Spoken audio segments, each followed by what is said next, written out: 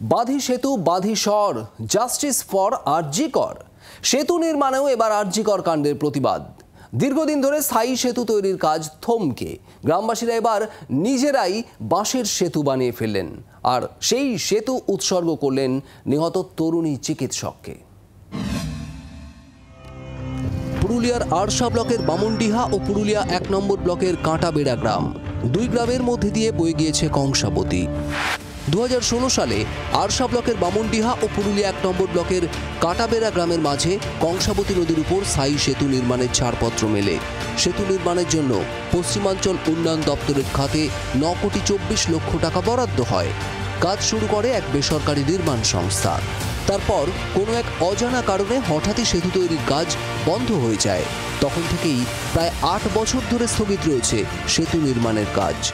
আমরা বহু সমস্যা, আমাদের যে কষ্ট ও কষ্টটা কারও নাই। আমরা এমন কি যদি আমরা নদীর উপার না যাই তাহলে আমরা রোজি রোজগার করব কি করে, বা ছেলেপুলা আমাদের ভকে মরে গেছে। আমরা যতক্ষণ পর্যন্ত উপারে না যাচ্ছি তখন ব্যবসা হচ্ছে নাই। স্থায়ী সেতু না থাকায় দীর্ঘদিন ধরে সমস্যায় স্থানীয় বামুনডিহা, জুরাড়ি, তুম্বা ঝালদা, কাঞ্চনপুর, কুদগাড়া, জামবাইত, বীরচালি, মানপুর, আহারদা সহ 15 থেকে 20টি গ্রামের মানুষ। পরিস্থিতি আরও জটিল হয় বর্ষার সময়।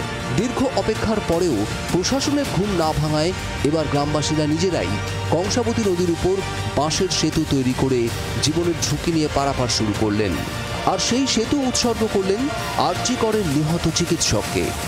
আমরা দেখেছি যে বিভিন্ন সময়ে তারা পরিদর্শনে এসেছেন এলাকাটি, যে কীভাবে কাজ করে বার্তা দিয়েছেন, যে তারা এমন ভাব দেখাচ্ছিলেন যে এই কিছুদিন পরে হয়তো কাজটা শুরু হবে, কিন্তু আমরা দেখতে পুরোটাই আর কি ধোঁয়াশা। আমরা এখনও প্রায় নিরাশ আর কি, নৈরাশ্যবোধে আমাদের তো সৃষ্টি হয়েছে সকলের মধ্যেই। কাজেই আমরা এই যে নৈরাশ্যতার শিকার, সেই শিকারকে নিয়ে আমরা আরেক নৈরাশ্যের শিকার হলাম, এই যে আরজি করের হত্যাকাণ্ড। এই হত্যাকাণ্ড এবং ধর্ষণ, সেই নৈরাশ্যতাকে আমরা তুলে ধরতে চাইছি আমাদের এই ব্রিজ উদ্বোধনের মধ্য দিয়ে, এবং আমরা চাইছি যে তার নামে এই ব্রিজটাকে উৎসর্গ করতে। কাঠ ও বাঁশ দিয়ে তৈরি এই সেতু পারাপারে প্রাণের ঝুঁকি থাকলেও নিরুপায় গ্রামবাসীরা। স্থায়ী সেতু নির্মাণ কবে হবে সেই প্রশ্নের আজও কোনো উত্তর নেই। পুরুলিয়া থেকে মনোরঞ্জন মিশ্রের রিপোর্ট, জি24 ঘন্টা।